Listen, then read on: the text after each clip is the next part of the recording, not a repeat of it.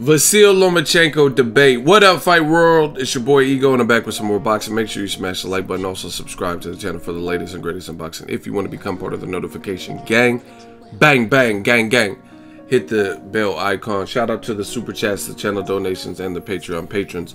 Right now I'm on my social media. You guys can follow me there on Instagram at Boxingego. And I posted this yesterday, and it was a conversation opener. I told you guys in the video I did yesterday I would probably make a follow-up video with this. And it's about that time, because Vasyl Lomachenko is getting very high levels of praise, which is not a problem. He's a talented fighter, but it's starting to become above and beyond without proving it. And I'm not mad. Like I said, Vasyl, he can kick ass. He's a good fighter from what I've seen. But we got to put the perspective on it. We got to put the perspective. Like, someone left, this guy, Ethan 1488, left me this comment on a previous post I did yesterday. And it says, Lomachenko is still pound for pound #1. Nobody wants to fight him. Bunch of pussies in boxing nowadays. Once again, in January, I told you guys what it was going to be for the whole year. You know what I mean? We're just getting through summer. The fall, winter, is going to be more of the same. Tell the truth. Tell the truth. You got to tell the truth with this game. People aren't falling for the okie doke, and you can just say things like Bob Arum saying he's the best thing since sliced bread, and Muhammad Ali and stuff like that. None of that stuff matters anymore, because at the end of the day, I know what people say. I've been doing this long enough. They say, oh, Muhammad Ali, he had losses too, because Lomachenko has a loss, but he didn't have a loss in his second fight.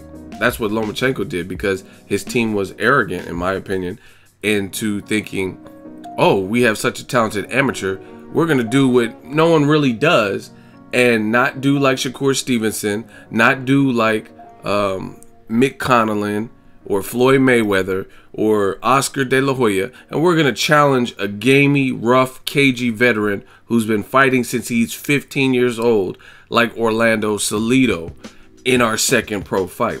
To me, that's a bit cocky. There's a reason people don't do that, because you just have to acclimate the glove size, especially when Loma was fighting in the amateurs. Now they try to make it maybe closer to what the pro ranks are, but not when he was fighting. There's headgear and all kinds of stuff, right? It's like a point system and all that. So my point being is, that's their fault. If they felt he was ready then, and I mean, obviously he wasn't, because he lost. So again, Lomachenko is a good fighter. And then this is the irritant with this whole situation, is a lot of you guys are parasites when it comes to this. You know what I'm saying? You don't want to tell the truth. You don't want to spread the credit, like guys like Terrence Crawford's getting ready to fight Julius Ndongo to become undisputed. Name one other person in boxing who could say they're undisputed in their division. And they fought gold medalists and undefeated fighters and people we know and things like that. Different style, you know what I'm saying?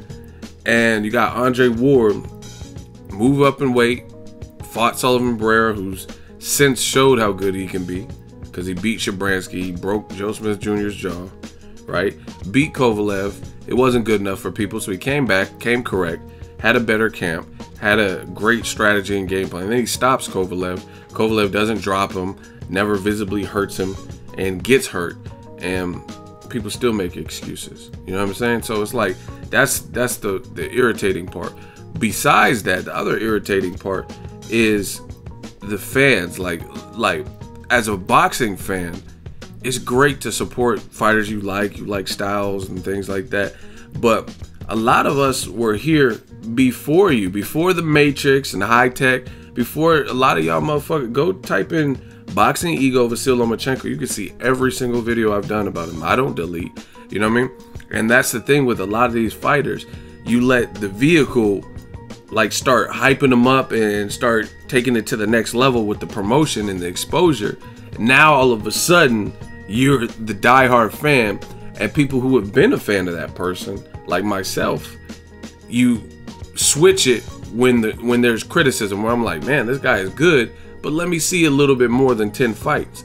Now you guys switch it to, I hate this person. You guys did it with Golovkin, Roman Chocolatito, Vasyl Lomachenko. You know what I mean? It has nothing to do with hate. I don't have no reason to hate on somebody who's 5'5", and you know what I mean? What do I have to hate on another man for? And that's 5'5" and in a fighter. You know what I mean? What is that? How's that change my life? I'm content with what I'm doing in life. You know what I'm saying? So that's the worst part. It reminds me of music. Not really this bullshit today because I don't listen to current music. But let's say, here's an example I could think of. Cisco, he had a song, the Thong Song. And people liked it. They're like, okay, this is cool. Like, so like the urban radio stations, they were that dong dumps like a cha cha cha you know what I'm saying? And all the urban stations and, you know what I mean, the hip, I don't know what stations y'all got. Let's say 102.5 out here, right? They were playing the song and it was getting circulated and everything, right? But when they played it to death in those same urban communities, or, you know what I mean, the radio stations that were spinning it, they had overkilled it. You know what I'm saying? It was like played too much and people were done with it. And then I remember they had that show back in the day, TRL, and then it was still being number one on TRL. So like the urban communities that really got it popular, right? They were done with that song. They're like, man, this shit is played out. The radio done killed it. You know what I mean? I've heard it a million times. I'm sick of it. But on TRL, which it wasn't the same crowd, the same demographic really, right? TRL, the MTV show, they were still playing it and it was still reaching number one, and millions of people were calling in or whatever they did, requesting the song. That's what it is. That's what it's like with these fighters. And if you guys don't understand the comparison, what I'm saying is, like, there's a lot of boxing fans who supported the guys, but then they're going to raise an eyebrow when certain things are said. And the people who just jumped on the bandwagon recently, because they see all this exposure from ESPN or HBO or whatever, now all of a sudden they're trying to claim the fighter. You were nowhere to be found 3-4 years ago. You know what I'm saying? Same thing with Golovkin. When he was fighting Proska, you didn't even know who the fuck he was. When his English wasn't as solid as it is now, you didn't even know who he was. But now all of a sudden you're the biggest Golovkin fan. Like, just a bunch of fronters. Now, I posted this, Boxing Ego Debates. Like I said, I just want to know.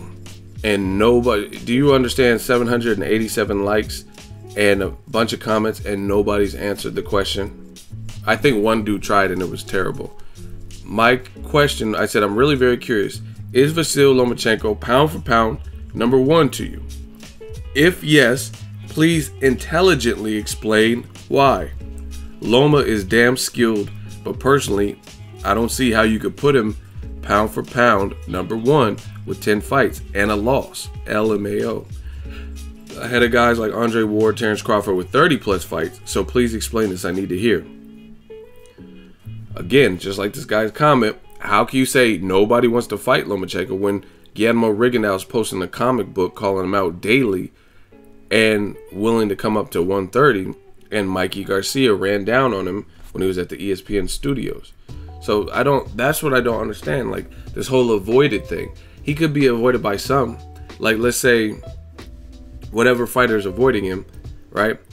But he's not avoided. He's not the most avoided man in boxing or whatever you guys try to make it out to be, because you don't have people 2 divisions under you calling you out if you're that avoided.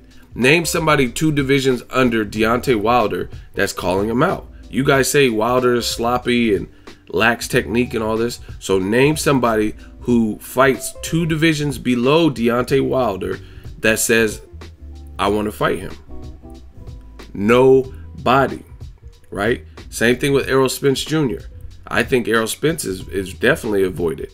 Name someone who fights at 35 that says, you know what, I want to move to 147 and take that man's head off. Give me the truth next. Rigondeaux is doing that to Lomachenko, right? Who's doing that to Errol Spence Jr.? Same thing with Terrence Crawford. 140. He's at 140 right now. Name somebody. It's like Family Feud. Name somebody 2 divisions below Crawford that is calling him out at his weight.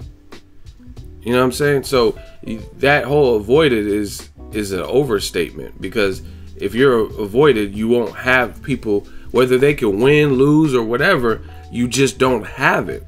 You don't have anybody 2 divisions below Andre Ward, who's at 75 now, calling him out and saying they want to fight him, because they know with all the guys I name, they all fight differently. But there's all certain things that people 2 weight divisions below would not want to see. Andre Ward is just crafty, knows how to get it done. People aren't trying to see that if you're that undersized or whatever, you're that small. You know what I mean? Just like Golovkin, no, it's too much for me. He said that about Andre Ward a couple years ago. You know what I mean? That's why he never moved up to fight Ward at 68. But he was willing to fight Chavez Jr. and Carl Froch. Like I said, Wilder, he's not the most technical person, but he has a big frame and he'll knock you the fuck out with that smooth right hand. So that's probably why people 2 divisions below aren't really looking for that work. They're not looking for that action. And these are facts. You can go trace back everything I'm saying. But do you understand, in all these comments, nobody has explained to me intelligently why Lomachenko would be rated #1? Because, like, for me, I can't rate a guy on a forecast, because forecasts can be wrong. You know what I mean? Like, if you guys follow basketball, they said Len Bias, rest in peace, was supposed to be better than Jordan, and he was supposed to be this and that.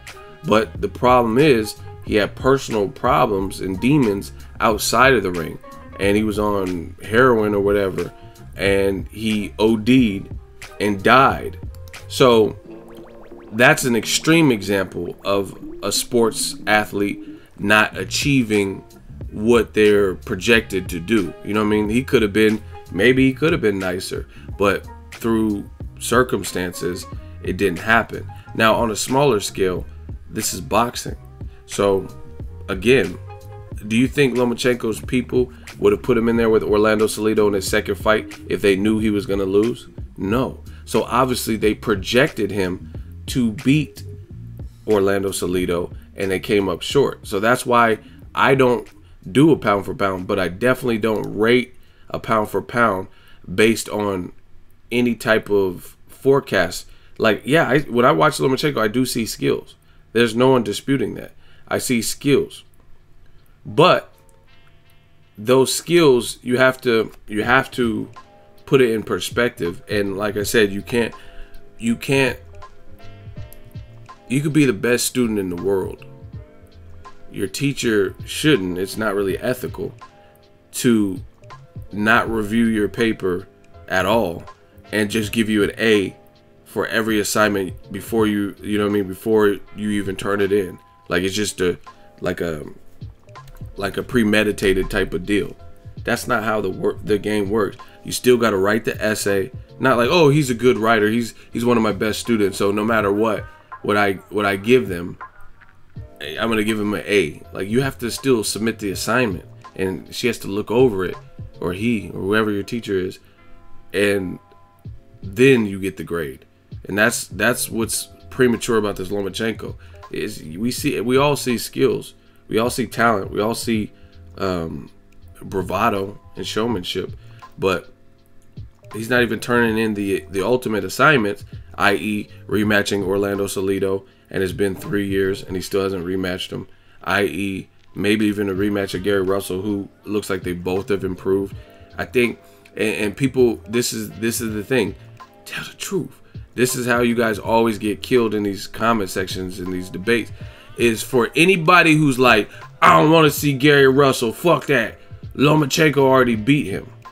But you want to see him fight Miguel Mariaga coming up in weight?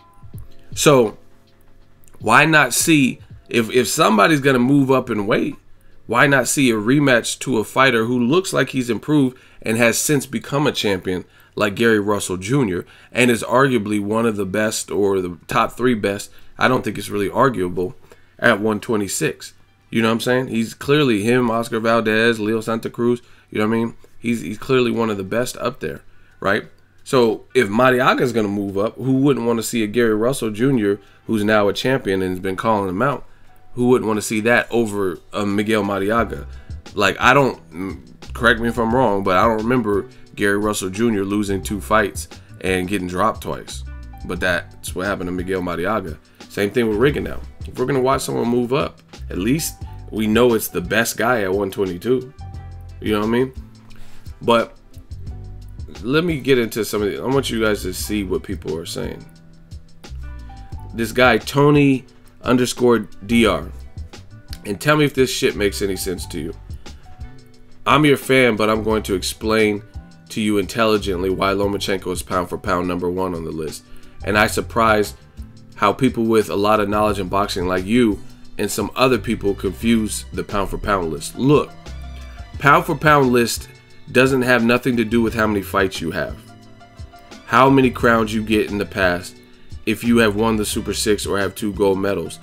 That reward counts when you're doing the list of the best pound for pound in history, and then you bring all that stuffs. Pound for pound is the boxer who at the moment is the most difficult to beat inside the ring in his own division and 1 division up or 1 division down, and is not only for the victory, is the way he makes the opponent look. Of course, that can change in each fight, and also that list is different to everyone. Loma is the moment, is for the moment, in this moment, #1 for me and so many others, because nobody could beat him in this moment. 126, 130, and 135. But Crawford in 147 for me, he can't beat Arrow.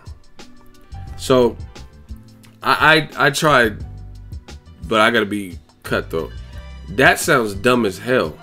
How are you gonna say a guy who has 10 fights and lost 1 of them and has never avenged that loss, how can you say he's the most difficult to beat in boxing in 3 divisions? When you got guys like Golovkin who gets hit with some hard shit from time to time, Curtis Stevens, Danny Jacobs, and he doesn't even look really badly hurt. So if using that metric, Golovkin should be the hardest to beat, because it doesn't look, he looks like he has a chin and he destroyed guys, you know what I mean? Or Terrence Crawford, like, who's undefeated, or Andre Ward, who gets knocked down in 1 fight and he gets back up and gets better and then shows resolve and then comes back and knocks that person out. So to me, you guys sound crazy. Like this Tony dude or whatever. That's not intelligently explaining, because that shit don't make sense. I said intelligently explain. And how is a pound for pound list just who's the most difficult to beat? That's all. Again, that's even more subjective. You know what I mean? Because someone thinks Lomachenko is more difficult to beat than another fighter. I think Lomachenko. I could think of a couple of people who could possibly, but I don't know because I got to see it. Salido, Tank Davis, Gervonta Tank Davis, Guillermo Rigondeaux, Mikey Garcia, Terrence Crawford would be bad. So I can't really say that until I see those fights. You know what I mean? So bottom line, a lot of y'all sound crazy as hell to me. You know what I mean? Who's the most difficult to beat? How can you say he's the most difficult to beat? Shit, Canelo's hard to beat because he looks tough. And he has a good style. So if he don't fuck you up, even if it goes to the scorecards, shit, he might beat you there because he's the A side. So what are you talking about? How can you say the guy with 1 loss and minimal fights is the most difficult to beat, therefore he's #1? Doesn't even make sense. And like I said, who's the best name on Lomachenko's resume? Because that also gets, in my opinion, overinflated. Like, I would say it's probably Gary Russell Jr., but you got to look at it. Gary Russell, 1 loss, never been stopped. He fought Lomachenko in 2014, right, at the StubHub Center. And you got to look at it. Gary Russell was under harsh criticism before this fight because he wasn't a champion, and he was fighting Miguel Tamayo, and people were like, "Oh, Tomato can." Juan Ruiz, Vyacheslav Gusev, Roberto Castaneda, Chris Perez, Roberto Ruiz, Eric Estrada.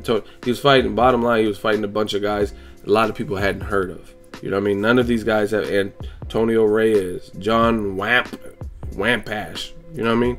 No one knew any of those guys. And this is Lomachenko's probably his best win. And I'm not underrating Gary Russell. I really fuck with Gary Russell. I think he is a quality fighter. But what I'm saying, at the point when Lomachenko fought him, he still had some proving to do. You know what I mean? Because that was obviously his biggest step up. A guy with 2 fights at the time was his biggest step up. You know what I mean? So, I just feel like the perspective has to be there when we're talking boxing. But shout out to all the Ego Army and all the just boxing fans. What is this person saying? I got you, Ego. Loma, #1 pound for pound. It's not about resume, because boxers all have different but credible foes. It's about physical ability, ring IQ, dominance, ability to hit and not get hit. See, more dumb shit. How, like, I don't know, maybe my brain is just different, but how can you say pound for pound is not about resume? That's by far, to me, how can you not encompass a resume into pound for pound? How does that make any sense to you? So anybody could be pound for pound. You know what I mean? Gary Russell, I mean, not Gary Russell, Yuriorkis Gamboa, when he was first coming out, he was fucking dudes up. He fucked Salido up. He was fucking dudes up. They were calling him baby Mike Tyson. But look at his career right now. It's not in the best position. He fighting in Cancun. He fighting in Cancun. I might go to spring break and see him. He fighting in Cancun. He just quit his last fight. You know, I'm not bashing. These are all facts, right? So how can you guys say resume is not a factor? That doesn't even make sense to me. So what's the point of having a tough resume? What is the point of all the fans in the comment section pushing Canelo to fight Golovkin? If resume doesn't matter, why did people hate Floyd and say, oh, Floyd, he waited till people got old, he fought him past prime, why don't you fight this guy, fight Golovkin? Why do you guys care about that if you could be pound for pound without resume even being included? I said intelligently explain. You guys are failing miserably. About physical ability, ring IQ, and dominance, ability to hit and not get hit. I can't really say that because Lomachenko's face didn't look great at the end of a Mariaga fight, and I barely even seen Mariaga throw punches. Y'all sound crazy.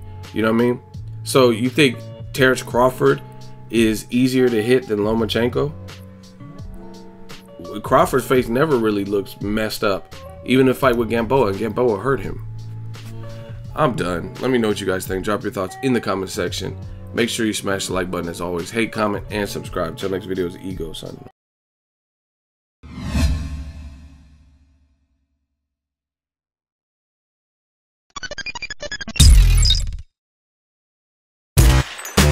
Boxingego here. If you like this video, make sure you hit the like button and also subscribe to the channel and hit the bell icon on the top of your screen to get notified when the latest new content drops. 1.